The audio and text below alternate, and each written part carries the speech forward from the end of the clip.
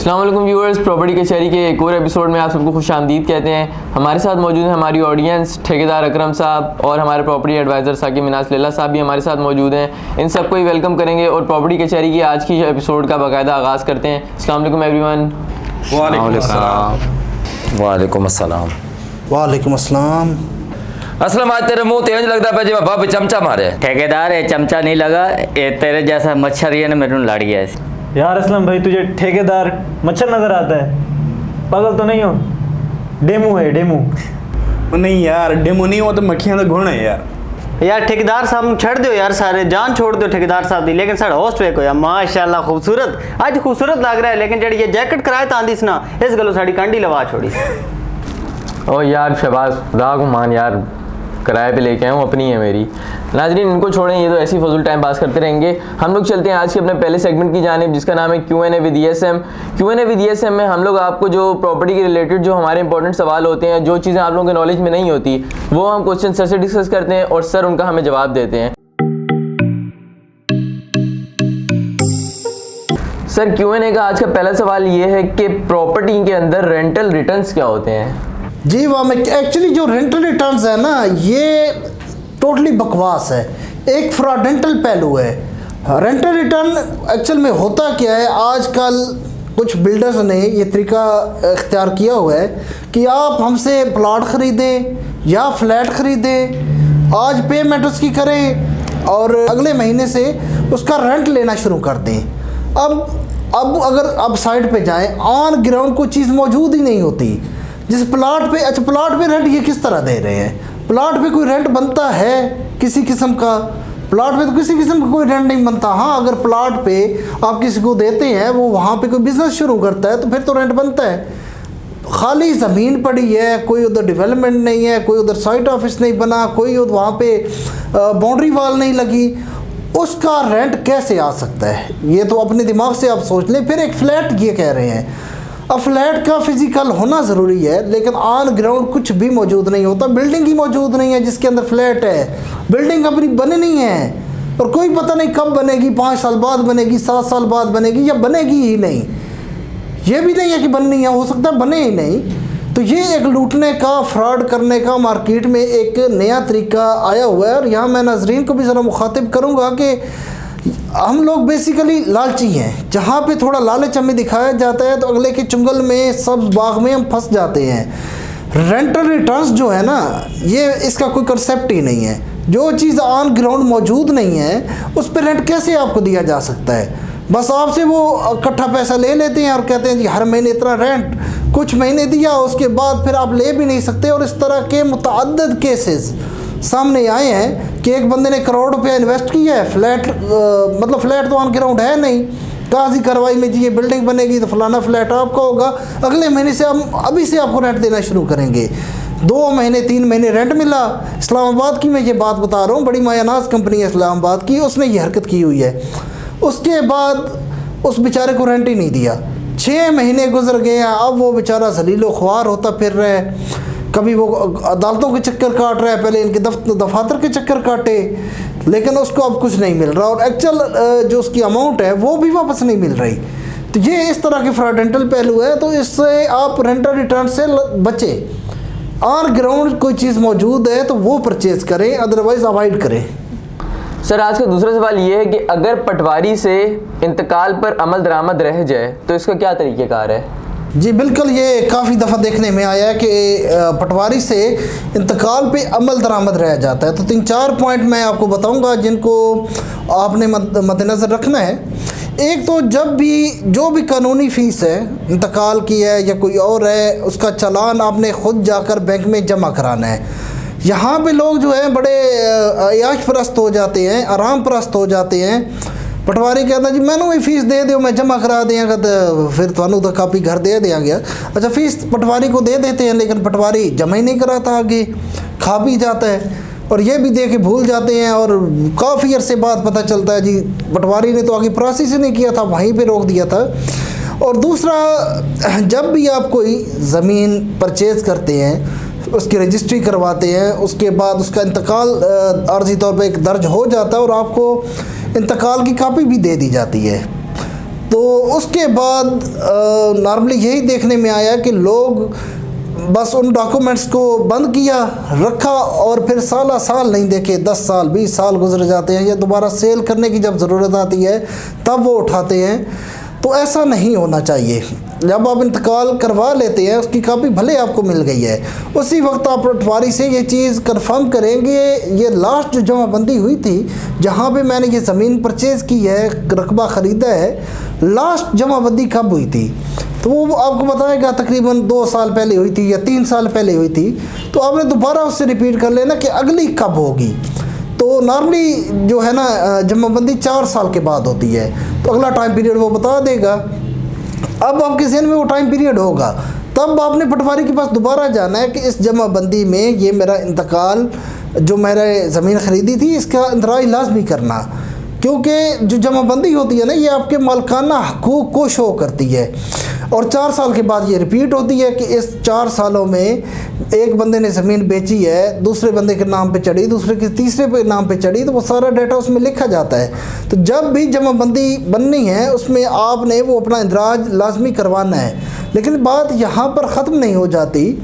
दूसरा काम आपने ये करना है कि गाहे बगाए फ़र्द बराए रिकॉर्ड अपना लेते रहना है। अच्छा, पहली जमाबंदी अगर हो भी जाती है, उसमें इंदराज हो भी जाता है, उसके बाद भी फिर भी आपने फ़र्द बराए रिकॉर्ड थोड़े अरसे के बाद, साल के बाद, 1.5 साल के बाद फ़र्द बराए रिकॉर्ड लेते रहना है, ताकि आप उस चीज़ से अपडेटेड रहें। कि मैं अक्सर पटवारी ना लिखने में गलती कर देते हैं कि कहीं कोई डाटा गलत नहीं हो गया, कोई रकबा मेरा कम नहीं लिखा गया, या किसी और के खाते में तो नहीं चढ़ा दिया गया, तो इस चीज़ से आप अपडेटेड रहेंगे। अच्छा, अब नुकसान भी इसका है। नुकसान ये है कि एक बंदे ने आपको ज़मीन बेची है, इंतकाल आपके नाम पे करवा दिया है, और अगली जमाबंदी में अमल दरामद नहीं हुआ उस पर, इंतकाल पे, और आपके खाते में वो नहीं आया। अब कुछ लोग बड़े अपडेटेड होते हैं इन चीज़ों से, जब नहीं आएगा तो वो ही ज़मीन किसी और को इंतकाल करके वो बेच देगा।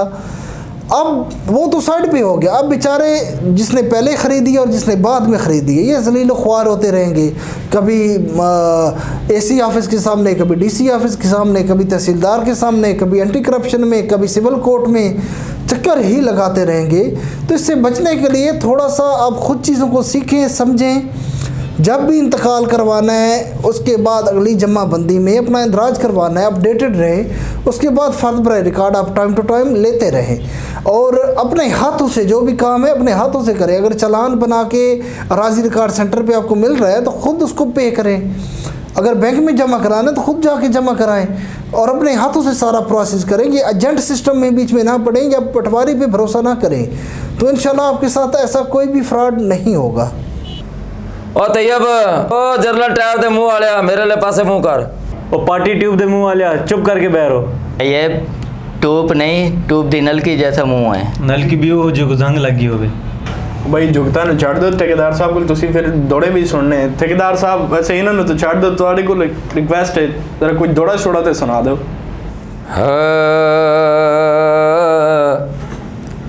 मैं कल अपनी अखी नाल डिठा है, सुते पे आवे गैर दी बाते, एक बांह दे सिर तले है, दूजी रखी पे है ओंदे हाथ। ए तकल दी गल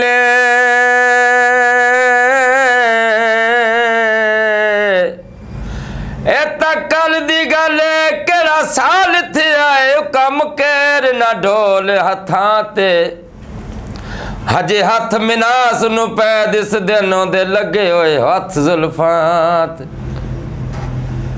लाल रुमाल होवे बंदे झुक झुक आ मिल दिन, कोई सोना जनाल होवे। वाह वाह ठेकेदार साहब, क्या खूबसूरत दौड़ा सुनाया है। तो नाजरीन, Q&A सेगमेंट के अगले सवाल की जानिब चलते हैं। सर, आज का अगला सवाल ये है कि प्रॉपर्टी में गिरदावरी किसे कहते हैं? अच्छा, यहाँ पे कुछ लोगों की ना एक मिसकंसेप्शन होती है, एक मिथ होती है गिरदावरी को लेके, कि गिरदावरी किसी भी शख्स की मलकियत को या मलकाना हकूक़ को शो करता है किसी भी ज़मीन पे। तो ऐसा नहीं है। मलकाना हकूक़ एक अलग चीज़ है, लेकिन गिरदावरी एक अलग चीज़ है। असल में ना हर पटवार खाने में एक रजिस्टर होता है जिसका नाम है खसरा गिरदावरी रजिस्टर। उसके अंदर कुछ स्पेसिफिक डाटा लिखा जाता है। लेट्स सपोज उस ज़मीन के असल मालिक का नाम लिखा जाता है। उसके बाद उस मालिक ने वो ज़मीन ख़ुद काश्त कर रहा है या किसी को दी हुई है। अगर दी हुई है किसी और को तो ठेके पे दी है, या एक मुजारे वाला फैक्टर उसमें है, मुजारे को दी हुई है, या किसी रिश्तेदार को दी हुई है जो काश्त कर रहा है, तो उस काश्तकार का नाम और काश्तकार का सारा बायोडाटा आ जाता है। उसके बाद ज़मीन जो है वो उसका टोटल एक पैमाइश की कितनी ज़मीन है, इवन के फुटों तक, सरसाई तक, फुटों तक उसमें अंदराज होता है कि लेट सपोज 4 कनाल 5 मरले, 4 कनाल 3 मरले, एक सरसाई 3 फुट 2 फुट, मतलब इतनी ज़मीन तक का अंदराज उसके अंदर किया जाता है। अच्छा, ज़मीन के अंदराज के बाद फिर ज़मीन की नोयत भी लिखी जाती है कि ये ज़मीन है कौन सी, चाय ज़मीन है, नल चाय ज़मीन है, बरानी ज़मीन है, मतलब किस पानी से सैराब होती है, उसका एक पूरा डाटा यहाँ पे लिखा जाता है खसरा गिरदावरी रजिस्टर में। और अब मैं थोड़ा सा आपको ये वाज़ह करूँ कि साल में 2 दफ़ा गिरदावरी होती है। एक जो हमारी सर्दियों में फसल होती है और एक जो गर्मियों में फसल होती है।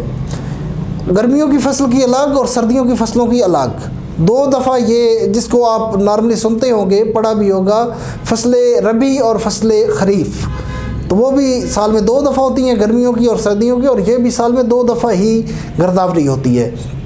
इसमें फ़िज़िकली पटवारी ख़ुद साइट पे जाता है, ज़मीन पे जाता है और वहाँ जाके ये सारा डाटा लिखता है। अच्छा, कुछ लोग गिरदावरी को जमाबंदी के साथ भी मिला देते हैं, लेकिन जमाबंदी एक अलग चीज़ है। जमाबंदी आपके मालकाना हकूक़ को शो कर रही होती है, और जमाबंदी में अगर कोई गलती हो जाए तो उसको फ़र्द बदर के ज़रिए आप ठीक करवा सकते हैं। लेकिन अगर गिरदावरी में कोई गलती हुई है तो वो काफ़ी हद तक इख्तियारात पटवारी के हाथ में भी होते हैं। चलो, जो पटवारी के हाथ में नहीं है वो कानूनगो के हाथ में होते हैं, उससे भी करवाया जा सकता है, या गिरदावर के हाथ में भी कुछ इख्तियारात होते हैं। ये गलतियाँ यहाँ पे ही करेक्ट हो जाती हैं। लेकिन जमाबंदी की गलती जो है वो हमेशा आपका फ़र्द बदर के ज़रिए ही सेट की जा सकती है, पटवारी ख़ुद नहीं कर सकता।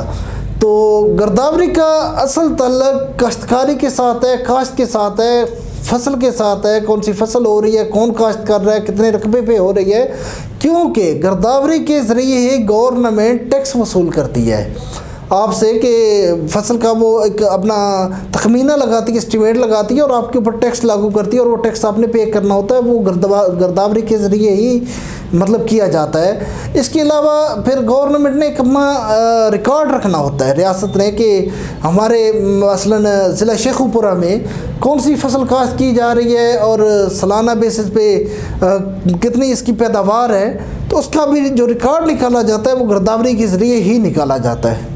ज़बरदस्त। नाज़रीन, उम्मीद करता हूँ आपको भी समझ आ गई होगी प्रॉपर्टी में गिरदावरी किसे कहते हैं। चलते हैं अपने अगले सवाल की जानिब। अच्छा सर, अगला सवाल ये है कि कौन सी ज़मीन है जिसकी तकसीम नहीं हो सकती? जी, आपने हमेशा यही सुना होगा कि ज़मीन तो तकसीम होती है अगर मुश्तरका खाता भी है, दादा के नाम पे ज़मीन है, दादा फौत होते हैं तो फिर चाचुओं में या वो कज़न्स में बंटवारा होता है, ज़मीन तकसीम होती है। लेकिन कुछ चीज़ें हैं जो कि तकसीम नहीं होती, जैसा कि अगर एक मुश्तरका खाते में या एक ज़मीन पर मिल के एक कुआँ खोदा गया है और बाद में तकसीम करना चाहें तो वो ज़मीन तकसीम नहीं होगी। उसके अलावा खाले में, जो अगर गांव देहातों में ना खाला एक खोदा जाता है पानी के लिए, तो अब खाला शुरू में एक की ज़मीन को सैराब कर रहा है, फिर आगे दूसरे की ज़मीन, तीसरे की, चौथे की ज़मीन है, एक ही खाला जा रहा है, तो उसकी ज़मीन तकसीम नहीं होगी। वो उसी तरह जैसे इज्तिमाई तौर पर खाला खोदा गया है उसी तरह चलता रहेगा, वो ज़मीन कतन तकसीम नहीं होगी। इसके अलावा अगर कोई शख्स अपनी जायदाद का 1/3 पार्ट, 1/3 हिस्सा वसीयत करके गया है, मतलब किसी फलाई इदारे को दे के गया है या किसी बेवा को दे के गया है, या वो ज़मीन की भी तकसीम नहीं होगी। अगर वो 1/3 है, 1/3 से ज़्यादा है तो फिर वसीयत हो नहीं सकती, तो 1/3 तक वो आप देखें तो तकसीम नहीं होगी।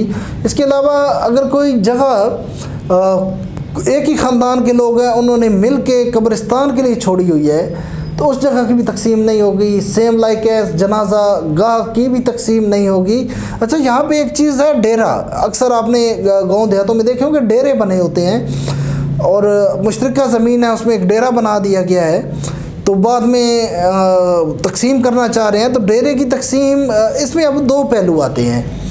ये सारा अख्तियार होता है उस ज़िला के डीसी के पास। अगर डीसी साहब चाहें तो अपनी मर्ज़ी से उसको तकसीम कर सकते हैं। अगर लेकिन यहाँ पे शर्त यह है कि सारी पार्टीज़ वहाँ पे राज़ी हों कि ठीक है इसको हमने तकसीम करना है डेरे की ज़मीन को, तो डीसी साहब के पास इख्तियारात है। अगर उनमें से अगर एक फ़रीक या दो फ़रीक भी राज़ी नहीं है तो फिर डेरे की ज़मीन भी तकसीम नहीं होगी। इसके अलावा फिर बाज़ गाँव देहातों में चरागाह होती है, ये जानवरों के लिए बनाई होती है कि दरख्त लगाए होते हैं, जानवर चर लें या बैठ लें या रेस्ट कर लें। चरागाह की ज़मीन भी तकसीम नहीं होगी। इसके अलावा जो आपका स्कूल, मस्जिद, कॉलेज या इसके हॉस्पिटल या कोई ऐसी ज़मीन जो फलाही काम के लिए वक्फ़ एक दफ़ा कर दी गई है, मिल के सब ने वक्फ़ की है, वो भी हरगिज़ तकसीम नहीं होगी। इस सवाल का जवाब सुन के तैयब बड़ा खुश हो रहा है। इनके घर जी टूटी लगी हुई है, तकसीम भी कोई नहीं होनी। ठेकेदार साहब वो क्यों? यार वो इस वजह तो क्योंकि टूटी है ना, वो चोरी दी आई, वो इसमें डर रही, वो डर उन ख़त्म हो गया। अब तो तैयब की सारी टेंशन खत्म हो गई होंगी। चलिए नाजरीन, आज के अगले सवाल की जानिब चलते हैं। अच्छा सर, आज का अगला सवाल ये है कि अगर रजिस्ट्री के बाद इंतकाल करवाने में देर हो जाए तो इसका क्या तरीक़ेकार होगा? असल में हमारे लोग जो है ना, इनकी एक साइकी बनी हुई है कि रजिस्ट्री को ये बहुत ज़्यादा प्रेफर करते हैं कि रजिस्ट्री हो गई, काम पक्का हो गया, इंतकाल नहीं करवाते। अच्छा, कुछ लोग ऐसे भी हैं जो इंतकाल को बड़ा प्रेफर करते हैं कि इंतकाल हो गया, काम पक्का हो गया, पटवार खाने में एंट्री हो गई, इंदराज हो गया, रजिस्ट्री की क्या ज़रूरत है। तो इनको ज़रा ये चीज़ मैं समझाना चाहूँगा, रजिस्ट्री और इंतकाल दोनों बड़े इंपॉर्टेंट है। कोई भी ज़मीन आप ख़रीदें तो सबसे पहले उसकी रजिस्ट्री करवाएं, उसके बाद वो रजिस्ट्री की कापी लेके आप चले जाएं पटवार खाने में या अराजी रिकॉर्ड सेंटर में और वहाँ पे जाके इंतकाल लाजमी करवाएं। लेकिन अब यहाँ पे फिर कुछ लोगों की मजबूरी भी होती है कि चलो वक्ती तौर पे भी मैं रजिस्ट्री करवा लेता हूँ, मैंने फिर प्रदेश जाना है, दूसरे शहर जाना है, तो जब अगली छुट्टी हो, ज़्यादातर हमारे ये फ़ौजी भाई हो गए या ओवरसीज़ पाकिस्तानी हो गए, तो जब अगली छुट्टी होंगे 6 महीने साल बाद या 2 साल बाद, तो तब आके मैं इंतकाल करवा लूँगा। लेकिन इस दौरान फिर वो काफ़ी मसले मसाइल में फंस जाती हैं। तो मैं 4-5 फैक्टर्स आपको बता देता हूँ।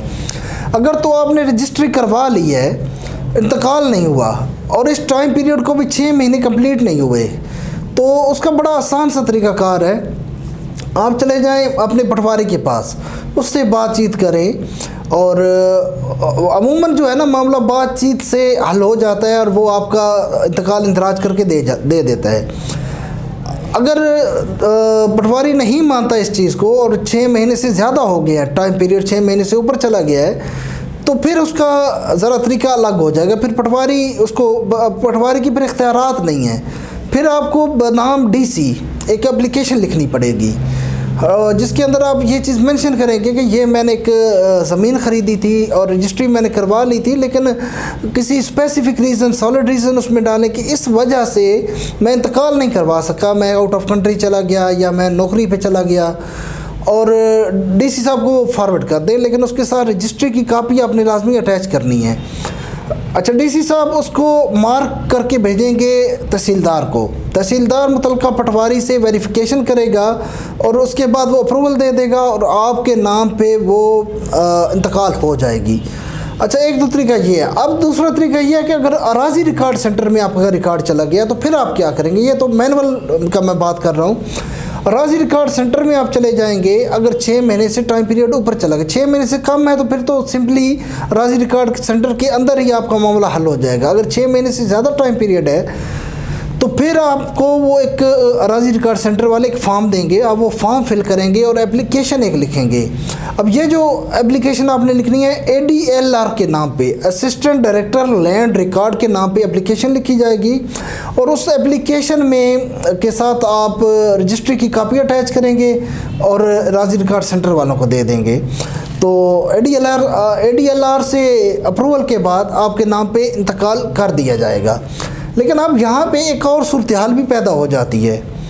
लेट्स सपोज रजिस्ट्री आपने करवा ली, इंतकाल नहीं करवाया, अब ज़मीन का जो मालिक है उसने वो ज़मीन किसी और को डायरेक्ट बेच दी, उसको रजिस्ट्री नहीं करके दी, डायरेक्ट इंतकाल करके दे दिया।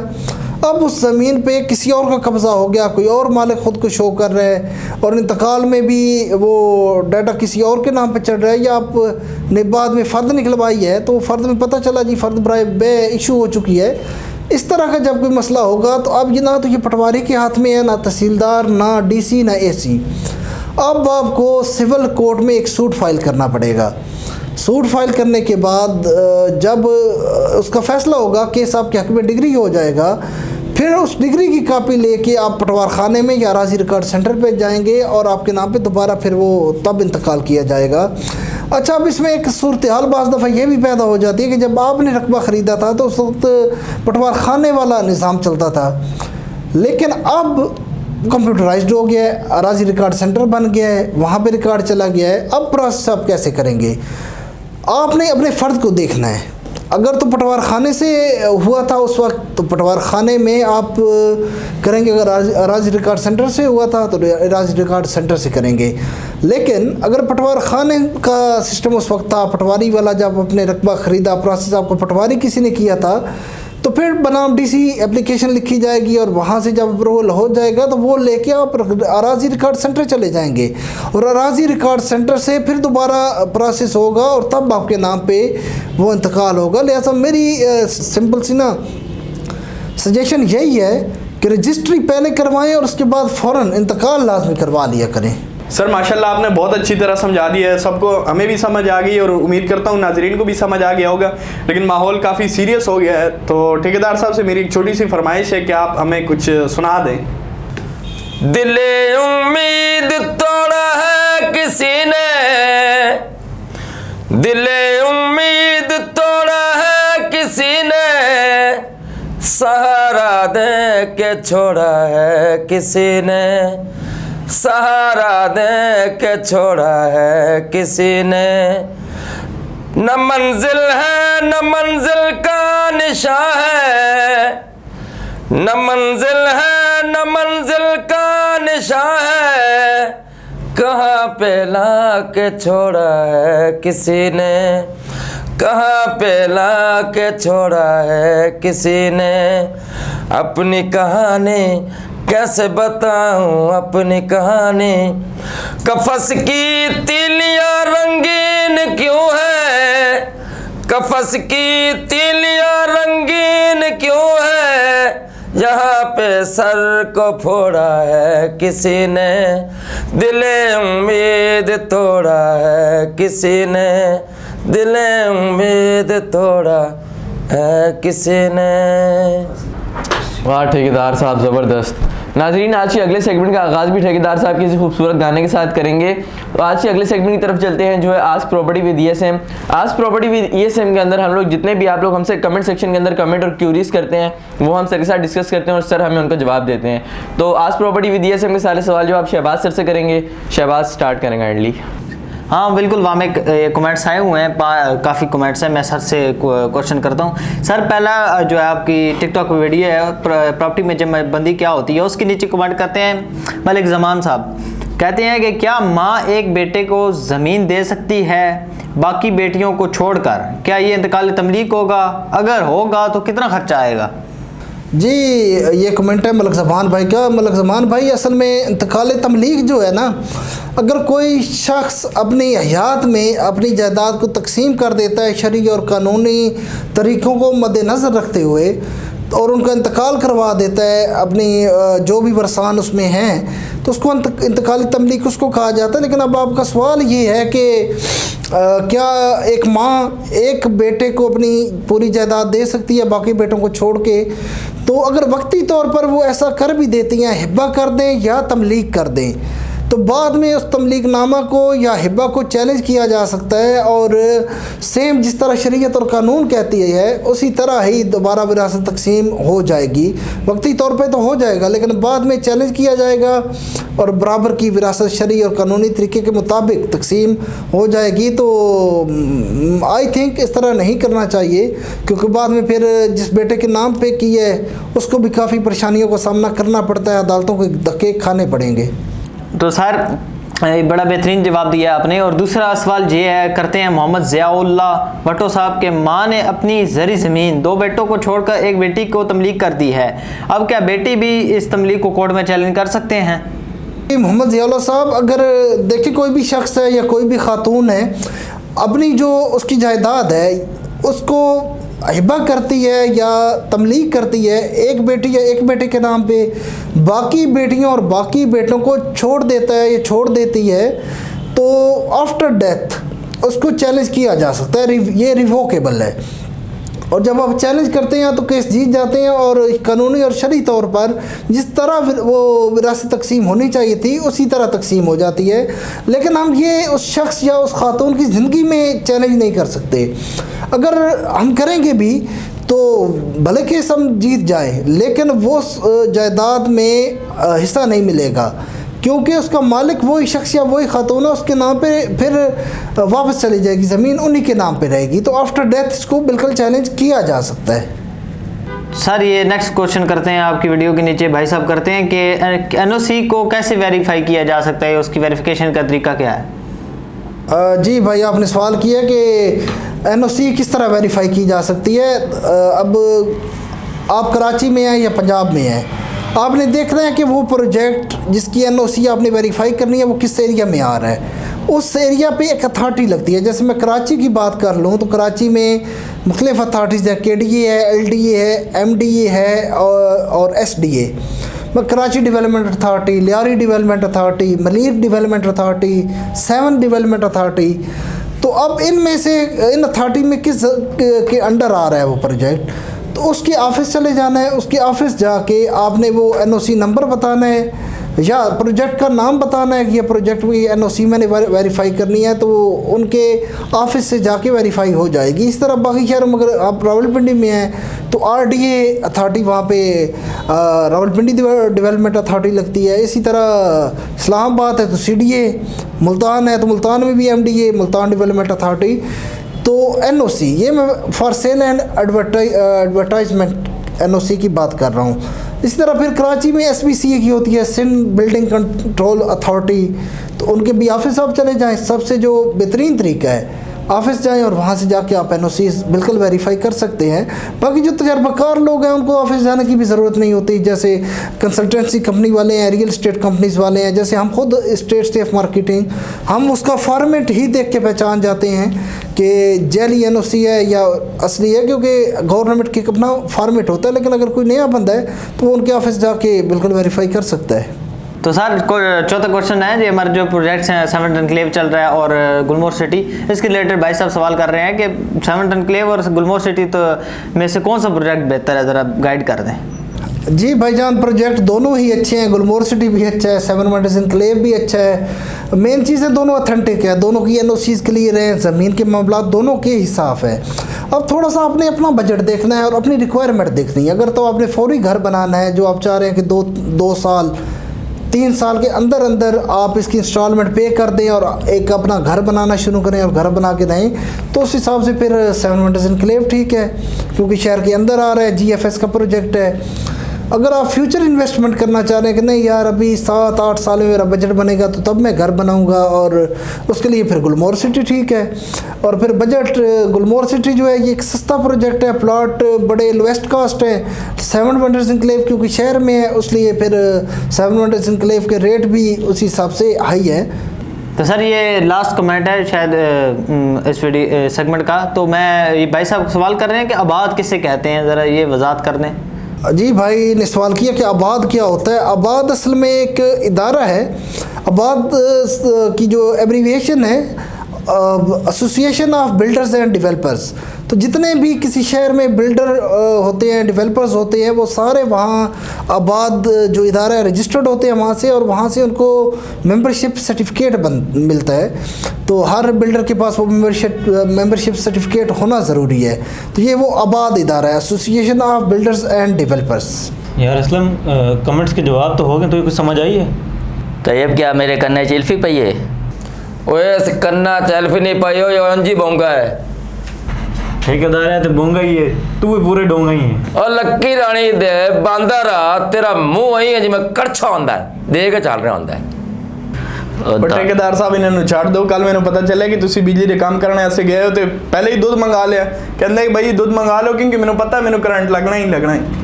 अरे यार तू गल गलत कर छोड़ी, उल्टी कर छोड़ी ना। और जेड़ दुध आई ठेकेदार करनी करंट कर मंगाया, करंट ठेकेदार नहीं, ठेकेदार करंट नू लगन लगा है, पूरे घर की बिजली ना सड़ वजे। और तुम लोगों को पहले भी समझाया ठेकेदार साहब को तंग नहीं करो ज़्यादा। वैसे ही अभी इतना सीरियस सा हमारा सेगमेंट गुजरा है, ठेकेदार साहब माहौल काफ़ी सीरियस हुआ था, थोड़ा एक गाना सुना दियो ना ज़रा। ना दिल देंदे बेदर्दी नो, ना दिल देंदे बेदर्दी नो, ना कुंज वांगू कुरला दी कदे ना पछतांदी मैं, है ना पछतांदी मैं। जे तू छड़ जाना सियो हर जाया, जे तू छड़ जाना सियो हर जाया, ना देंदी ते ना पछतांदी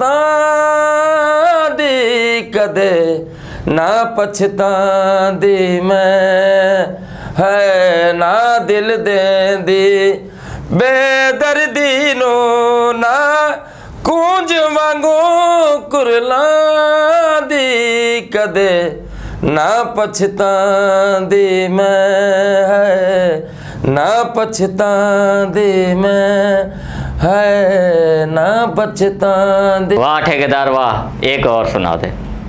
पीला पक्कियां ने वे आ चुना रल यार, पीला चढ़ चढ़ भरिया बोझा यार मेरे नू पै गया रोजा, चुड़िया चुनाया सटिया ने वे आ चुना रल यार, पीला पक्कियां ने वे आ चुना रल यार। ज़बरदस्त हो गया ठेकेदार साहब, ज़बरदस्त। नाजरीन अगले सेगमेंट की तरफ चलते हैं जो है awareness with ESM. Awareness with ESM में जो डिफरेंट हमारे पाकिस्तान के अंदर लेट्स सपोज जो बुराइयां कह लें या जो चीज़ें हेल्थ के लिए अच्छी नहीं या आपको आगे के फ्यूचर में दे सकती हैं नुकसान वगैरह, उनके बारे में हम लोग आपको अवेयरनेस देते हैं। पिछली भी आपने वीडियोस में देखा होगा, हम लोगों ने आपको डिफरेंट टॉपिक्स के ऊपर अवेयरनेस दी थी। और आज भी अवेयरनेस के अंदर अच्छा, आज का अवेयरनेस का जो पहला टॉपिक है ना, वो जैसे कि आपको पता है इस वक्त विंटर्स का सीजन चल रहा है, सर्दियों का मौसम चल रहा है, तो बहुत सारे लोग जो हमारे कराची में तो नहीं, खैर अगर हम लोग पंजाब साइड पे जाएं थोड़ा सा मूव करें, वहाँ पे हीटर्स यूज़ करते हैं, चूल्हे, इन चीज़ों का इस्तेमाल करते हैं फॉर हीट कंज्यूमिंग, मतलब अपने आप को महफूज रखने के लिए सर्दी से इन चीज़ों का इस्तेमाल करते हैं। तो ये चीज़ें आपने देखो काफ़ी डेंजरस है। अक्सर लोगों का आपने मोस्टली आपने हादसे भी देखे होंगे इस तरह के, आपके एरियाज़ के अंदर हीटर फट गया या फिर जो इस तरह लोगों ने चूल्हे वगैरह लगाए होते हैं, उसकी गैस रात को ऑन रह जाती है और उसकी वजह से कोई इंसिडेंट हो जाता है, या फिर गैस ज़्यादा बढ़ने की वजह से दम घुटना और इस तरह के जो प्रॉब्लम्स वगैरह हो जाते हैं। ये चीज़ें आजकल काफ़ी हो रही हैं। इन चीज़ों से एहतियात करना भी बहुत ज़्यादा ज़रूरी है, बिकॉज मोस्टली इंसिडेंट्स की वजह ही ये चीज़ें बनती हैं कि हम लोग हीटर्स इस्तेमाल करते हैं और इसके अलावा जो हम लोग गैस वाली जो ज़्यादातर चीज़ें इस्तेमाल करते हैं। तो इसका आजकल यही है कि आजकल इलेक्ट्रिक चीज़ें आई हुई हैं, उन चीज़ों के ऊपर ज़्यादा आप लोग फोकस करें, ज़्यादा इलेक्ट्रिक चीज़ों के ऊपर मूव करें। इलेक्ट्रिकल हीटर्स भी आए हुए हैं हमारे पास, उसके अलावा वॉल्स आते हैं स्पेशल, उनका इस्तेमाल करें, या अपने जो पाइप्स अगर आप लेट्स सपोज गैस इस्तेमाल कर भी रहे हैं तो जो गैस के पाइप्स वगैरह हैं उनको आप मतलब इतना सिक्योर एंड सेफ करें कि लेट्स सपोज अगर आपसे कोई भूल भी जाते हैं या आपके जहन से निकल जाता है तो वो इस तरह की मतलब ज़्यादा लीकेज ना हो और आपका कोई इस तरह का हादसा खुदा ना खास्ता ना पेश है। हाँ वामिक बिल्कुल सही कह रहे हो। इसी तरह अगर मैं, तुमने तो गैस वाली बयान कर दी है चीज़ें, लेकिन तुम भूल गए हो कि कोयले, यहाँ पे आप चले जाए रूरल एरियाज में पंजाब में या खैबर पख्तूनख्वा में जहाँ पे ज़्यादा सर्दी पड़ती है, खैर कराची में तो इतनी सर्दी नहीं पड़ती, वहाँ पे कोयले भी यूज़ करते हैं ना, उनको गर्म करके हाथ वगैरह सेकते हैं और ये गर्मी से सर्दी से बचने के उन्होंने मुख्तलिफ तरीके ढूंढे हुए हैं। तो रात को जो है अंदर रख के कोयले और दरवाज़ा बंद कर देते हैं, उस हीटर का काम लेना चाह रहे होते हैं। तो उनको मैं बताना चाहता हूँ कि कोयले जब ठंडे होते हैं एक गैस छोड़ते हैं जिसे कार्बन मोनोऑक्साइड कहते हैं, जो कि सेहत के लिए बहुत ज़्यादा ख़तरनाक है। अक्सर डेथ भी हो जाती है अंदर ही, पहले तबीयत ख़राब होना शुरू होती है और एकदम से फिर डेथ भी हो जाती है, पता भी नहीं चलता। कार्बन मोनोऑक्साइड इतनी जहरीली गैस है। जी बिल्कुल शाबाश, ऐसा ही है। लोग रात को कोयले गर्म करके कमरे में रखते हैं और वहीं पे रख के सो जाते हैं, जिससे वो कार्बन मोनोऑक्साइड गैस पैदा होती है और अमवात काफ़ी सारी हो जाती हैं। ये ज़्यादातर हमारे देहाती एरियाज़ में होता है। तो देखिए, सोने से पहले वो जो भी जिस भी चीज़ में आपने अंगीठी या किसी बाल्टी या किस चीज़ में रखे हुए हैं कोयले, वो उठा के कमरे से बाहर रख दें और उसके बाद सोएं। और दूसरा, गैस के हवाले से अगर मैं बात करूं तो आजकल लोड शेडिंग बहुत ज़्यादा चल रही है। लोड शेडिंग में अब रात को हीटर आपने चलाया है, लेकिन रात को गैस बंद हो गई या दिन में किस टाइम बंद हो गई, सोए हुए हैं, तो गैस तो चल रही होती है, तो एक ऑटो वाल आता है जो गैस को स्टॉप करता है, वो लाजमी लगाएं। नहीं तो आप उठेंगे, कोई सिगरेट जलाएगा, ब्लास्ट हो जाएगा। इसके अलावा गैस की लीकेज अपने घर में चेक करते रहें गाय बगाए कि कहीं से लीक तो नहीं हो रही। और दूसरा, फिर लोड शेडिंग में ये भी मसला होता है कि रात को कोई चीज़ आपने चूल्हे पे चढ़ाई, गैस बंद हो गई, सुबह चूल्हा जलाया तो वो ब्लास्ट हो जाता है। तो सर्दियों में स्पेशली ये वाक़यात बहुत ज़्यादा होते हैं। आपको बड़ा स्पेशल एहतियात की ज़रूरत है, इस पर एहतियात करें। बिल्कुल सर, सही बोल रहे हैं। और अगर इसी तरीके से देखा जाए, अगर हम लोग सिर्फ दूसरा भी टॉपिक भी बोल रहे हैं अपना, तो जैसे गैस के इंसिडेंट्स होते हैं, इसी तरह बिजली के आजकल बड़े शॉर्ट सर्किट्स वगैरह हो रहे हैं और बहुत ज़्यादा मतलब पूरी आग लगती है। एक छोटे से शॉर्ट सर्किट वजह से पूरी आग लग जाती है, पूरी बिल्डिंग जल जाती है, इतना ज़्यादा माली नुकसान हो जाता है, जानी नुकसान हो जाता है। सर, इस चीज़ के ऊपर भी थोड़ा सा आप क्लियर करें। जैसे अभी आपने लास्ट देखो, सदर बैटरी मार्केट 2 दिन पहले जली है, उसके अंदर कितना जानी और जानी नुकसान तो नहीं हुआ, खैर माली नुकसान उसमें कितना हुआ है, इस चीज़ को भी सर थोड़ा क्लैरिफाई करें। बिल्कुल अवाम, एक परफेक्ट बात की है तुमने। हमारी इस सोसाइटी में ना आग मतलब फायर को लेके कोई भी अवेयरनेस नहीं है। हालांकि मैं तो यहाँ गवर्नमेंट से रिक्वेस्ट करूँगा कि स्कूलों के अंदर कोई एक आधा टॉपिक सब्जेक्ट कोई पीरियड रखें जिसमें इस पे अवेयरनेस दी जाए। क्योंकि अगर किसी एक बिल्डिंग है, उसके अंदर लेट्स सपोज 60 फ्लैट्स हैं, किसी एक फ्लैट में आग लगती है और पूरी बिल्डिंग को वो अपनी लपेट में ले लेती है एक बंदे की गलती की वजह से, अवेयरनेस बड़ी होनी ज़रूरी है। अच्छा, इसमें अगर मैं थोड़ा सा डिस्क्राइब करूं तो सबसे पहले आपने आग को देखना होता है। अगर कहीं पे आग लगती है तो आपने देखना होता है कि किस किस्म की ये आग लगी है। सॉलिड फायर होती है, अगर तो किसी ठोस चीज़ को, सोफ़े को लग गई, सिगरेट किसी ने पी के फेंका, या लकड़ी को, फर्नीचर को लग गई, उसके ऊपर आप पानी का इस्तेमाल कर सकते हैं। अच्छा, पानी तो अब हर घर में तकरीबन होता है। दूसरा, रेत का इस्तेमाल आप कर सकते हैं, तो उसके लिए रेत की एक आधी बाल्टी भर के घर पे रख दें। ऑफिस है तो ऑफिस में वो रख दें, ताकि फौरी तौर पर उस पर पानी या रेत फेंकी जा सके तो वहीं पे आग को रोक लिया जाए। क्योंकि जब आग भड़क उठती है तो फिर वो इतनी आसानी से काबू में आती नहीं है, इनिशली ही इसको काबू करना पड़ता है। उसके बाद फिर एक लिक्विड फायर होती है। लिक्विड फायर जैसे कि कोई आपके घर में ऑयल पड़ा है, ऑयल को अगर आग लगती है तो वो लिक्विड फायर में होती है, उस पर पानी काम नहीं करता। अगर आप पानी फेंकें तो काम नहीं करेगा, वहाँ पे फिर रेत काम करेगी। या इसका एक AFFF का सिलेंडर आता है जो झाग बनाता है, उसका इस्तेमाल होता है। अच्छा, अगर शॉर्ट सर्किट होता है, आपकी बिजली में कहीं पे आग लगती है, तो उस पर ना आप पानी इस्तेमाल कर सकते हैं, रेत का इस्तेमाल दूर खड़े होकर ज़रूर कर सकते हैं, लेकिन खुश्क रेत अगर हो तो। उसके अलावा CO2 का सिलेंडर आता है, तो घर पे या ऑफिस में वो CO2 का सिलेंडर भले बड़ा ना रखें, छोटा सिलेंडर रख लें, वो आपके घर में ऑफिस में होना ज़रूरी है। अगर गैस की आग लगती है तो गैस की सबसे पहले सप्लाई कट ऑफ करें, पीछे कोई मेन वाल्व है उसको बंद करें ताकि सप्लाई कट ऑफ हो जाए। उसके बाद वो फायर कन्वर्ट हो जाएगी। अब कन्वर्ट हो जाएगी, जिन चीज़ों को लगी हुई है तो वो बुझानी आसान है। अगर गैस इसी तरह कंटिन्यू आ रही है और आप बुझाने की कोशिश करें तो कोई फ़ायदा नहीं है। पहले सप्लाई को कट ऑफ करें, फिर देखें कि किस चीज़ को है। सॉलिड फायर है तो उसके हिसाब से पानी का इस्तेमाल कर लें, लिक्विड है, किसी ऑयल वाइल को वो आग ने पकड़ लिया तो फिर रेत का इस्तेमाल कर लें। तो ये जो कुछ टूल्स हैं, कुछ चीज़ें हैं, कुछ मटीरियल है, ये घर पे और दफ्तरों में आप लाजमी रखें, जिसमें रेत और CO2 तो बहुत ही लाजमी है। रेत की एक बकेट भर के रख लें और CO2 का एक सिलेंडर लाजमी रखें। और यहाँ पे मैं सजेस्ट करूँगा गाड़ियों के अंदर भी CO2 का सिलेंडर रखें, क्योंकि बाज़ दफ़ा गाड़ियों में भी आग लग जाती है। यार दो ही तो बंदा आग को कंट्रोल कर लेंदा, पर जी असलम आग लेंदा ने ना, ये कंट्रोल करना नामुमकिन है। ठेकेदारा कौन से ना आग की गल कर रहे हैं? यार वो वाली आग नहीं होती जेड़े लड़ाई झगड़े करांदे रहंदे, उस आग दी गल लगा पे। लख दी लानत है ठेकेदारा। और तेरा मुंह वही है जिवें रूड़ी नूं अग लगी हुई होंदी है। गल वेख कि मैं किते लाना दित्ती मैनूं। छड्डो ठेकेदार साहब, ਤੁਹਾਡਾ ਕੀ ਲੈਣਾ ਦੇਣਾ ਜੁਗਤਾ ਨਾਲ? ਤੁਸੀਂ ਤਾਂ ਬੜੇ ਮੁਹੱਜ਼ਬ ਬੰਦੇ ਹੋ, ਤੁਸੀਂ ਇੱਕ ਦੋੜਾ ਸੁਣਾ ਦਿਓ। ਇਹ ਮਾਸ਼ਾਅੱਲਾ ਜਿਹੜੀ ਤੁਸੀਂ ਮਾਸ਼ਾਅੱਲਾ ਜਿਹੜੀ ਜਿਤਨੀ ਮੇਰੀ ਤੁਸੀਂ ਤਾਰੀਫ ਕੀਤੀ ਹੈ ਨਾ, ਪਹਿਲੇ ਤੁਸੀਂ ਮੇਰੀ ਚੰਗੀ ਲਾਈ ਹੈ, तो हुण तुहानूं मैं दोड़े सुनावां, सुन लो। छोड़ें ठेकेदार साहब, गुस्सा जाने दें, अपनी सुरीली आवाज़ में एक दोड़ा सुना दें। साथू थक पियो या बहु मजबूरो, एडी लमड़ दियादी है नहीं, साडे वास्ते कोई दुख सुख दे पैगाम भी घल सकिया है नहीं। असी माड़े सरकार तुसी चंगे हो, ओ साडा की है तकरार तुसी चंगे हो। असी माड़े तुहाडे माड़ियां महल असी पखियां दे वासी, तुहाडे बख्त नशाले असी दर्द उदासी, तुसी जित असी हार तुसी चंगे हो, ओ साडा की है तकरार तुसी चंगे हो। असी माड़े सरकार तुसी चंगे हो, ओ साडा की है तकरार तुसी चंगे हो। असी माड़े।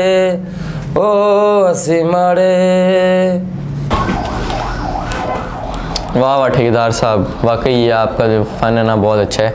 अच्छा, आज के अगले सेगमेंट की तरफ बढ़ेंगे हम लोग, जो है प्रॉपर्टी अपडेट्स विद ESM।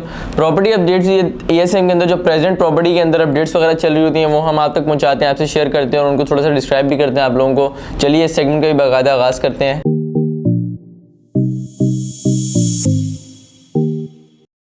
अच्छा सर, आज की जो पहली प्रॉपर्टी अपडेट है ना वो मेट्रो सिटी गुज्जर खान के अंदर, वो सुनने में आ रहा है कि लोगों ने काफ़ी ज़्यादा एप्लीकेशंस दी हुई है रिफ़ंड करवाने की, या काफ़ी ज़्यादा लोग रिफ़ंड कराने की एप्लीकेशंस वगैरह दे रहे हैं मेट्रो सिटी गुज्जर खान में।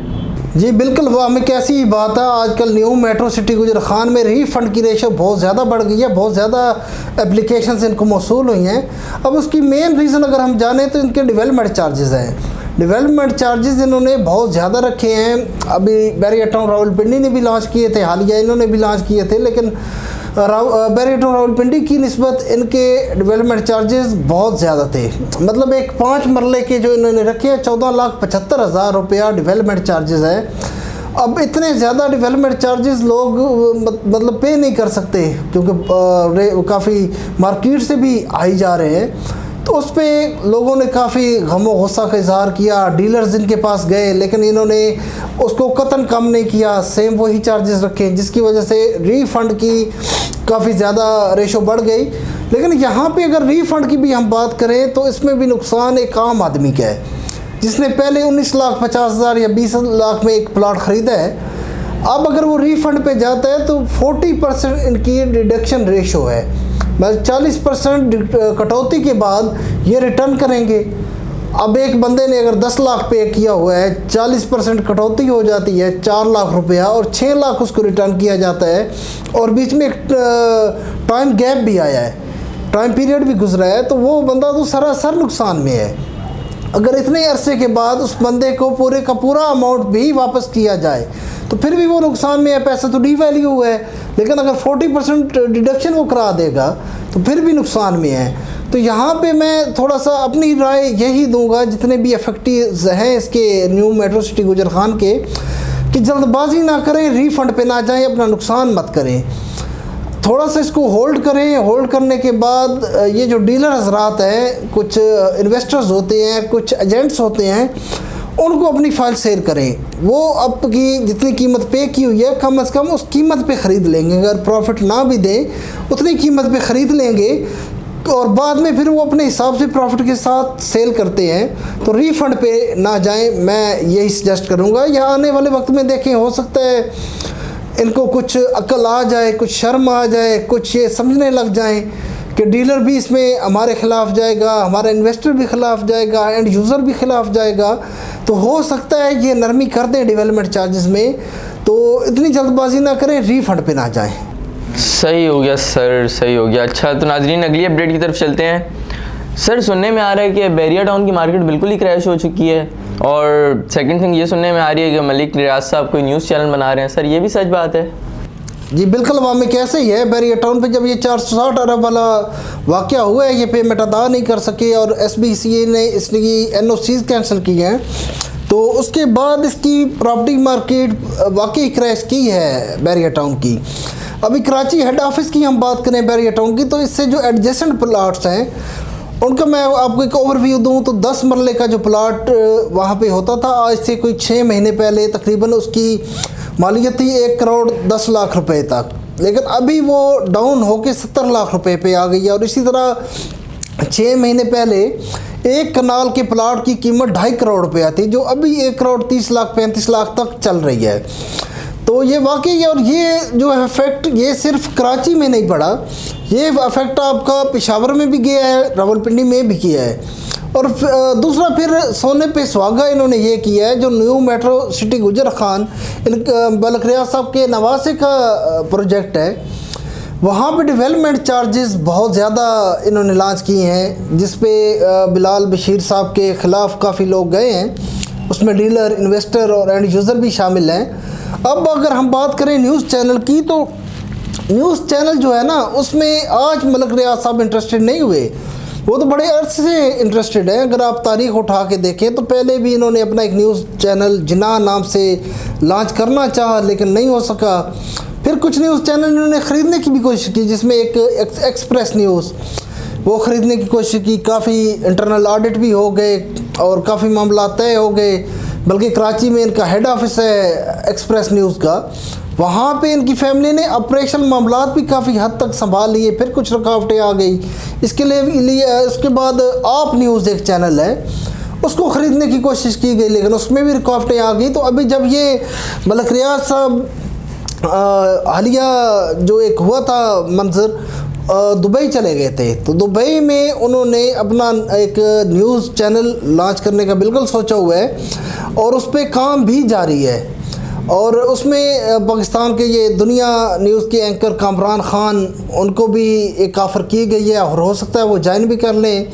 इसके अलावा जो मलक रियाज के कुछ खसूसी लोग थे मीडिया के अंदर एंकर्स, उनको भी ऑफ़र्स आ गई हैं। और स्पेशली तुर्की का जो एक न्यूज़ चैनल है TRT के नाम से, वहाँ से भी कुछ एंकर हायर किए जा रहे हैं। तो वाकई ये अफवाह नहीं है, एक सच्ची बात है कि दुबई से मलक रियाज साहब एक न्यूज़ चैनल लॉन्च कर रहे हैं, जो कि दुबई से ही ऑपरेट किया जाएगा। सही हो गया सर। अच्छा सर, ये बात एक और भी बता रही थी, ये प्रॉपर्टी से थोड़ी हट के है, प्रॉपर्टी की रिलेटेड नहीं है। अभी आपने एक लास्ट रिसेंट वीडियो बनाई थी, महरंग बलोच, उनके हवाले से एक वीडियो बनाई थी, उसके ऊपर लोग काफ़ी ज़्यादा क्रिटिसिज्म कर रहे हैं कि यार सर जो है वो इस्टेब्लिशमेंट के खिलाफ बोलते नहीं है, लेकिन इस दफ़ा सर जो है वो इस्टेब्लिशमेंट के बिल्कुल ख़िलाफ़ गए हैं। इसके ऊपर भी सर थोड़ी सी रोशनी डालें ना। जी बिल्कुल वामिक, आपने ठीक कहा है कि इस्टेब्लिशमेंट के ख़िलाफ़ मैं कभी नहीं बोला और ना कभी बोलूँगा। मुझे इस मुल्क पाकिस्तान से और अपनी पाक फ़ौज से बड़ी मोहब्बत है और मैं कभी ख़िलाफ़ नहीं बोल सकता। लेकिन वहाँ पे जो है मेरा पॉइंट ऑफ व्यू ज़रा अलग था, जिसको शायद ये लोग समझ नहीं पाए। पॉइंट ऑफ व्यू सिर्फ ये था कि ठीक है, एक्सेप्ट करता हूँ मैं भी कि जो वहाँ के मकामी लोग हैं वो वाकई ही दहशतगर्द तंजीमों के या राह के सहूलतकार हैं और उनके लिए काम करते हैं, वो फंडिंग करती हैं। ठीक है, मैं एग्री हूँ इस चीज़ से। और उनके ऊपर गवर्नमेंट, फ़ौज, एजेंसीज एक्शन करती हैं, उनको एक अपने उनके प्रोसीजर के तहत उठाया जाता है और जो भी इन्वेस्टिगेशन की जाती है, ठीक है, यहाँ तक भी मैं एग्री हूँ। लेकिन अभी हालिया आप देखें ना कि उनकी ख़वातीन एहतजाज करने के लिए निकली हैं रोड्स पे, इस्लामाबाद तक आई हैं, मुख्तलिफ रुकावटें उन्होंने अबूर की हैं। अब उस जितने भी वो प्रोटेस्टर्स थे, मैक्सिमम उसमें ख़वातीन थी और एक 4 साल की बच्ची से लेके 80 साल की बुज़ुर्ग खातून तक मौजूद थी। अब जब इस्लामाबाद में आ गई हैं, वो एक पुरअमन एहतजाज कर रही हैं, लेकिन उनका एहतजाज रिकॉर्ड नहीं करवाने दिया जा रहा। और वो इन प्रोटेस्टर्स को लीड कर रही थी महरंग बलोच, जो कि बड़ी सुलझी हुई खातून मुझे तो लगी और बड़ी काबिल खातून है, बड़े अच्छे माटोज़ हैं। लेकिन फिर कुछ एक मेरा बड़ा अच्छा भाई दोस्त जर्नलिस्ट है, उसने भी पर्सनली मुझे कहा कि ये तुमने गलत वीडियो बनाई है, जो महरंग बलोच के वालिद थे वो उनकी ज़रा हिस्ट्री पढ़ लो। तो मैंने उनके वालिद की हिस्ट्री में जाना ही नहीं है, वो काम मेरा नहीं है, वो हमारे जो इदारे हैं उनका काम है। ठीक, अपने हिसाब से वो ठीक कर रहे हैं। मेरा एतराज़ सिर्फ इस चीज़ पे था कि दिसंबर का महीना चल रहा है और इस्लामाबाद में बहुत ज़्यादा सर्दी पड़ती है। उस सर्दी में अब ये जो प्रोटेस्टर्स ख़वातीन थी वो कह रही थी हमने सिर्फ इस्लामाबाद प्रेस क्लब में जाना है, वहाँ पे एक पुरअमन एहतजाज रिकॉर्ड अपना करवाना है। लेकिन पुलिस क्या कर रही है, वाटर कैनन के थ्रू उनके ऊपर ठंडा पानी फेंका गया है इस सर्दी के अंदर। और वो कोई वहाँ की मकामी ख़वातीन नहीं थी, कितने हज़ार किलोमीटर वो सफ़र करके तुर्बत से चली थी और वहाँ पहुँची हैं। कपड़े गीले कर दिए गए, तशद्दुद का निशाना बनाया गया। तो मैंने आवाज़ पुलिस के ख़िलाफ़ उठाई थी कि कम अज़ कम जो ख़ातून है ना, उसको इज़्ज़त अल्लाह ताला ने दी है। मर्द को अपनी इज़्ज़त ख़ुद कमानी पड़ती है, लेकिन ये ख़ातून को इज़्ज़त अल्लाह ताला ने दी है और विरासत में मिली है, विरसे में इज़्ज़त मिली है। उसकी रिस्पेक्ट को मजरूह किया गया ख़वातीन की। मेरा सिर्फ इतना सा वो एक पॉइंट ऑफ व्यू था जो मैं बोला हूँ कि ये जुल्म ख़वातीन पे करना नहीं चाहिए था। उससे देखें ना काफ़ी सारे नेगेटिव पहलू पैदा होते हैं। अब एक मैंने बच्ची की भी वीडियो देखी है, कोई छोटी सी 5, 6, 7 साल की बच्ची थी या 8 साल की बच्ची थी। वो कह रही है जी मुझे बलूचिस्तान से मोहब्बत है, पाकिस्तान से नफ़रत है। तो ये नफ़रत कैसे पैदा हुई? जो उनके साथ उस प्रोटेस्ट में सलूक किया गया, वो एक बच्ची के ज़हन पे वो अपना निशान छोड़ गया। साफ़ सुथरे तरीके से पुरअमन एहतजाज वो कर रही थी, जाने देते प्रेस क्लब और वहाँ पे जाके अपना एहतजाज रिकॉर्ड करवाती, इसमें क्या हर्ज है? यहाँ से कुछ नेगेटिव पहलू पैदा होते हैं जो कि हुए हैं और काफ़ी ज़्यादा हुए हैं। और यही चीज़ें हैं जो इन लोगों को रियासत के ख़िलाफ़ करती हैं। उनका जो मेन माटो था अपना एहतजाज रिकॉर्ड करवाना, उसके अलावा कोई था नहीं। वो करने देते और एहतजाज में वो यही कह रही थी कि ठीक है, अगर आपको किसी पे हमारे बंदे पे शक होता है उसको कानूनी तरीके पे उठाएं, अपनी इंटरोगेशन करें, उसके बाद कोर्ट में पेश करें, कोर्ट में ट्रायल्स हों और जो सज़ा बनती है वो कानून के मुताबिक सज़ा दें, उस पर तो एतराज़ ही नहीं है। तो ये एक छोटी सी बात थी, उसको वो एहतजाज रिकॉर्ड करवा लेती। तो इस पर मैं एस्टेब्लिशमेंट के कतन ख़िलाफ़ नहीं बोला। ये अब बस जिसने अपनी जहानत से जो समझा है उसी पे क्रिटिसिज्म कर दिया है। इश्क को दर्द सर कहने वालों सुनो, अब तो हमने भी ये दर्द सर ले लिया। वो निगाहों से बचकर कहाँ जाएंगे, हमने उनके मोहल्ले में घर ले लिया।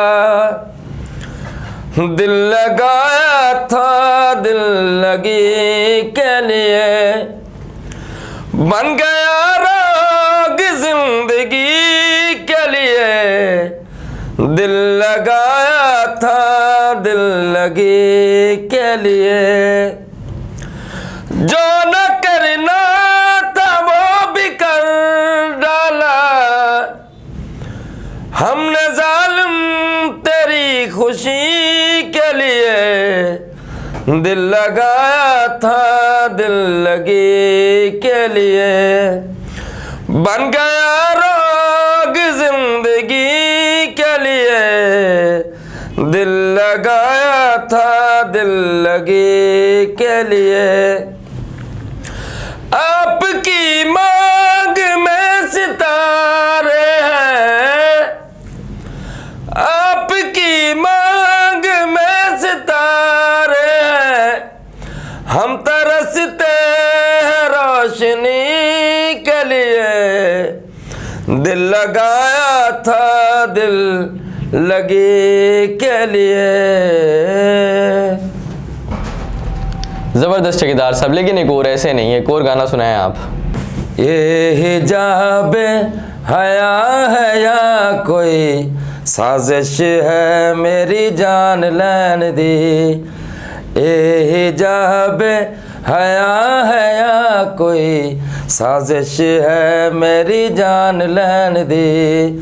जद मैं तेरा आशिक होया लोड़ किए परेशान रहन दे। जद मैं तेरा आशिक होया लोड़ किए परेशान रहन दे। ज़बरदस्त हो गया ठेकेदार साहब। नाजरीन, ठेकेदार साहब के गाने और दौड़े तो हम आपको गाय बगाए सुनाते रहेंगे। अभी चलते हैं अगले सेगमेंट की जानिब, जो है poetry with ESM। Poetry with ESM का बाकायदा आगाज़ करते हैं। हमारे साथ जितनी हमारी आवाम बैठी हुई है सब आपकी खिदमत में एक एक शेर पेश करेंगे। चलें, इस सेगमेंट का आगाज़ मैं ही कर देता हूँ। कैफ भोपाली साहब का मशहूर शेर है, साया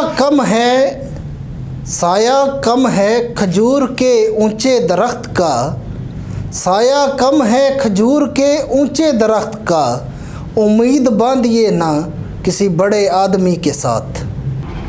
वाह वाह सर, क्या खूबसूरत शेर है। उम्मीद ना लगाइए किसी बड़े आदमी से। यहाँ पर मैं भी आप लोगों की खिदमत में एक शेर पेश करता हूँ। मिर्ज़ा गालिब साहब का बड़ा ही फेमस शेर है।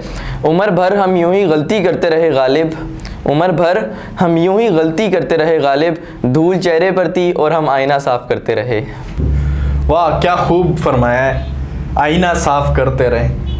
इसके साथ मैं भी एक शेर अर्ज करूँगा कि चादर की इज्जत मैं भी करता हूँ और पर्दा मैं भी जानता हूँ, चादर की इज्जत मैं भी करता हूँ और पर्दा मैं भी मानता हूँ, हर पर्दा पर्दा नहीं होता इतना मैं भी जानता हूँ। अरे तुमने कैसे कह दिया कि सारे मर्द एक जैसे होते हैं, अरे तुमने कैसे कह दिया कि सारे मर्द एक जैसे होते हैं, मैं भी तो एक मर्द हूँ जो खुद से बेहतर तुमको मानता हूँ।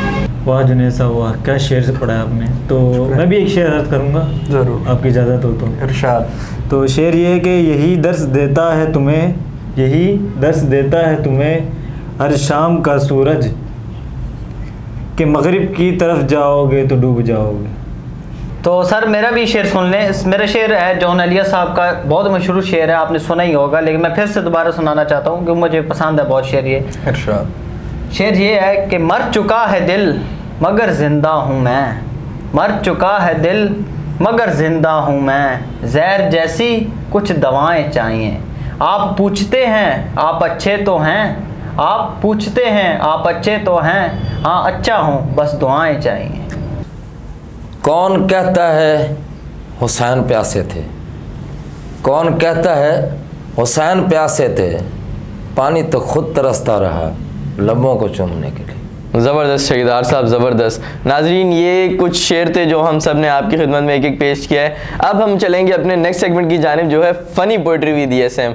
बहुत मज़े का सेगमेंट है, आप लोग भी इसको एंजॉय करेंगे। चलिए funny poetry with ESM start करते हैं। नाजरीन फ़नी पोइट्री विद ESM का आगाज़ मैं ही कर देता हूँ। मौसम भी ठंडा ठंडा चल रहा है, तो सर्दियों का मौसम है। वो मज़ा नहीं दुनिया के किसी कोने में, वो मज़ा नहीं दुनिया के किसी कोने में, जो मज़ा है सुबह उठकर दोबारा सोने में। तो ये शेर जो है मेरे पाकिस्तान की मौजूदा सूरत हाल पे है, और शेर कुछ इस तरह बड़ा गमज़दा कर देने वाला शेर है। शेर ये है कि कायद-ए-आज़म भी मर चुके, इलामा इकबाल भी जा चुके, मेरी तबीयत भी अक्सर ख़राब रहती है, पता नहीं पाकिस्तान का क्या बनेगा। बहुत खूब यार, मज़ा आ गया। इसके साथ मैं भी एक शेर अर्ज करूँगा कि कल बाल्टी में तेरा अक्स देखा, कल बाल्टी में तेरा अक्स देखा, फिर बाल्टी को हिला हिला कर तेरा रक्स देखा। वाह जुनैद भाई वाह, क्या शेर सुनाया था, चस करा दी। मैं भी एक शेर सुनाना चाहता हूँ अगर इरशाद, आप इरशाद। बोलें तो। इरशाद। शेर है कि अगर तुम ताज भी रख दोगे सर पर हुक्मरानी का, अगर तुम ताज भी रख दोगे सर पर हुक्मरानी का, नहीं होगा मगर राजी कभी दिल जनानी का। बोल। क्या बात है जुनैद साहब, और माशाल्लाह तैयब भी माशाल्लाह बेहतरीन शेर पढ़े है। एक छोटा जा साडा भी फनी शेर सुनो और VIP है तैयब तेरे वास्ते खास कर कि उनके आ जाने से आ जाती है चेहरे पे रौनक, उनके आ जाने से आ जाती है चेहरे पे रौनक, जैसे ही तैयब एंटर होता है और मैं वैसे ही ICU में चला जाता हूँ। ओ ठेकेदार साहब, हौसला हौसला ठेकेदार साहब, ठंडे हो जाओ, ठंडे हो जाओ। पानी शानी पिलाओ ठेकेदार साहब को।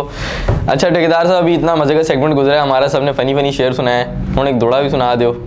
सोनिया अखियां कजले भरिया, सोनिया अखियां कजले भरिया, दिल ते कर दिया बार सावल, मार मुकाया तेरे प्यार, तेरे बाजू जीवने औखा, तेरे बाजू जीवने औखा, मठड़ा मन ठार बेसावल, मार मुकाया तेरे प्यार में सोना, मार मुकाया तेरे प्यार। वाह ठेकेदार साहब, क्या ज़बरदस्त, दिल खुश हो गया है। नाजरीन, प्रॉपर्टी कचहरी का अख्ताम करने से पहले सर के पास चलते हैं। सर से खूबसूरत सी नसीहत की रिक्वेस्ट करेंगे, क्योंकि पता है सर की नसीहत आपको भी कितना फ़ायदा देती है और हमें भी सुन के बहुत अच्छा लगता है। सर आपसे काइंडली एक नसीहत की रिक्वेस्ट है। जी वामिक, ये नसीहत आज मेरी बिज़नेस के हवाले से है। ये जो हमारी यूथ है ना, बिज़नेस में जब आती है तो कंसेप्ट्स इनके ज़रा अलग होते हैं, बिज़नेस को समझते नहीं हैं, मुस्तकिल मिजाजी नहीं होती, 1 महीना 2 महीने 3 महीने में ही बिज़नेस छोड़ के भाग जाते हैं। तो देखिए, अगर आप रोड पे निकलते हैं, रोड पे आप एक इशारा जस्ट करते हैं, 3 रिक्शे आके खड़े हो जाते हैं या 4 टैक्सियाँ खड़ी हो जाती हैं एक आपके इशारे पे। लेकिन अगर आपने सफ़र करना है बाय एयर तो उस जहाज़ की टिकट आपको एडवांस में लेनी पड़ती है। तो अब इन दोनों में फ़र्क क्या है? एक रिक्शा असम्बल होने में कुछ दिन लगते हैं, इसी तरह एक टैक्सी भी असम्बल होने में कुछ दिन या कुछ महीने लगते हैं, लेकिन एक हवाई जहाज़ बनने में सालों लग जाते हैं। सेम लाइक एज अगर आपने बिजनेसमैन बनना है तो आपको सालों लगेंगे, एक कुर्बानी आपको देनी पड़ेगी मुस्तकिल मिजाजी के साथ। उसमें चाहे जितना ही शुरू में आप पे टफ टाइम आता है, जितने आपको नुकसानात बर्दाश्त करने पड़ते हैं, लेकिन नेवर गिव अप का फार्मूला आपको लेके चलना पड़ता है। और इसके लिए जो मैंने एक वक्त तयन किया है, कम से कम 3 साल आपको एक फील्ड में रगड़ा खाना पड़ता है, उसके बाद आप जाके कामयाब होते हैं। लेकिन अब दूसरी तरफ हम देखें तो सैलरी पर्सनस होते हैं जिनको हर जख्म पे सैलरी चाहिए होती है, जिनमें नुकसान बर्दाश्त करने का एक हौसला नहीं होता, जज्बा नहीं होता।